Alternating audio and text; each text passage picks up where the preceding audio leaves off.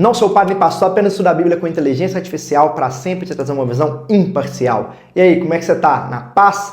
Hoje aqui, carta de Romanos. Essa carta foi escrita por Paulo para uma igreja que ele ainda não conhecia pessoalmente. A Bíblia fala ali que era uma comunidade que tinha judeus, gentios, era uma comunidade mista, todo mundo junto e misturado, vivendo na capital do Império Romano. E aí Paulo vai organizar a explicação de uma forma profunda, né? Ele mostra tanto passo a passo, ele fala do problema do pecado, ele fala da solução pela fé, da nova vida em Cristo. E aí, vamos começar aqui hoje, Romanos capítulos 1 ao 5.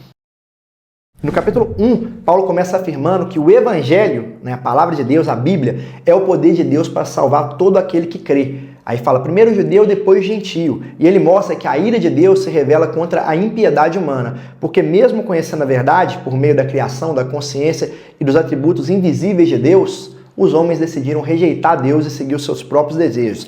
Ao invés de honrarem o Criador, passaram a adorar a criação, é o que fala na Bíblia ali. E como consequência, Deus os entregou a paixões vergonhosas. Aí fala de relações sexuais, né? Fala mulheres trocaram as suas relações naturais por antinaturais. Homens estão inflamados de desejo por outros homens, né? Atos sexuais indecentes, né? E também lista toda uma forma de degradação moral e emocional. Fala de ganância, inveja, homicídio, falsidade, malícia, desobediência aos pais, arrogância e daí para baixo. Gente que não só pratica essas coisas, mas também que aprova, bate palma para quem faz. Depois, capítulo 2, Paulo se dirige a quem julga os outros e vive praticando as mesmas coisas. Ele diz que quem age assim, se você vai lá e aponta o dedo, mas você faz igual naquele mesmo pecado, você está se autocondenando, porque Deus julga com verdade. E não importa se a pessoa é judia ou não. A bondade de Deus, ela não é sinal de permissão, mas um convite ao arrependimento. E Paulo afirma que Deus dará a cada um segundo as suas obras. E o que não existe favoritismo com ele. Não tem um que é mais, que ele gosta mais. Ele vai dar a cada um, né, segundo ali aquilo que merecer. Os que pecam sem lei perecem sem lei. E os que têm a lei serão julgados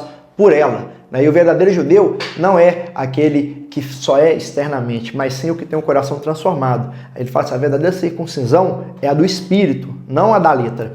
Depois a gente tem capítulo 3, onde Paulo faz uma pergunta. Né? Ele pergunta se há alguma vantagem ser judeus. E de início ele fala, sim, tem.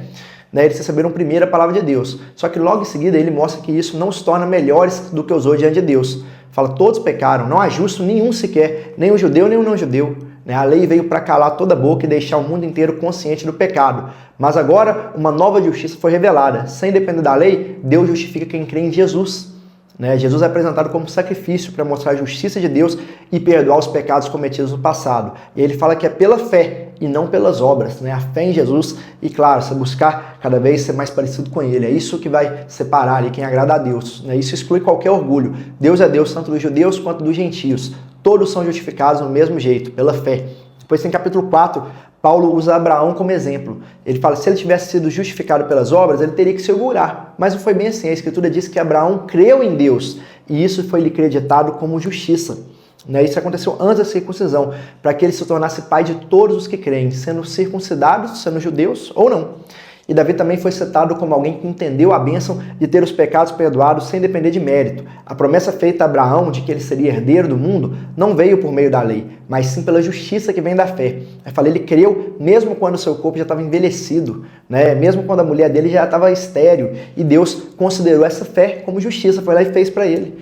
Isso foi escrito não só para ele, mas para nós também que cremos que Jesus ressuscitou dentre os mortos. E depois, capítulo 5, Paulo afirma que justificados pela fé a gente tem paz em Deus. E não só isso, a gente tem acesso à graça. Nos gloriamos na esperança da glória e até nas tribulações, porque elas produzem perseverança, caráter e esperança. O amor de Deus foi derramado em nossos corações pelo Espírito Santo. E Cristo morreu por nós quando ainda éramos fracos, ímpios, pecadores. E se quando éramos inimigos a gente foi reconciliado, quanto mais agora que a gente é salvo, seremos sustentados então pela vida de Cristo.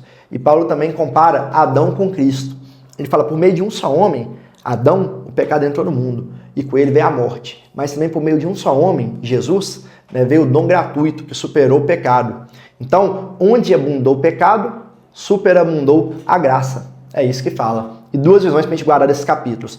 Número 1, a humanidade não precisa de conselhos, ela precisa de reconciliação com Deus. E isso só acontece pela fé em Jesus Cristo, seu Filho, que Ele mandou por nós, que veio e morreu por nós para nos livrar dos nossos pecados e ressuscitou. E 2, não há mérito, não há espaço para orgulho. Você não é, eu sou bom, eu só pratico bem, por isso vou ser salvo. Não, a salvação é dom gratuito, é justiça imputada para aqueles que creem, não conquistada. Por fim, vamos orar? Senhor, obrigado por abrir um caminho de volta, mesmo quando a gente estava longe, Pai. Obrigado porque o Senhor mandou seu Filho, Pai, amado para morrer por nós. Obrigado, Senhor, porque mesmo sem merecer, o Senhor nos ama. Obrigado por tanta chance que o Senhor nos dá. Ajuda-nos, Pai, a ser conforme a sua imagem, a sua semelhança aqui na terra, Pai. Dai-nos a fé que nos falta. Dai-nos, Pai, tudo que nós precisamos para te agradar. É o que eu te peço em nome de Jesus. Amém? Fique à vontade para deixar seu comentário, compartilhar e que Deus te abençoe.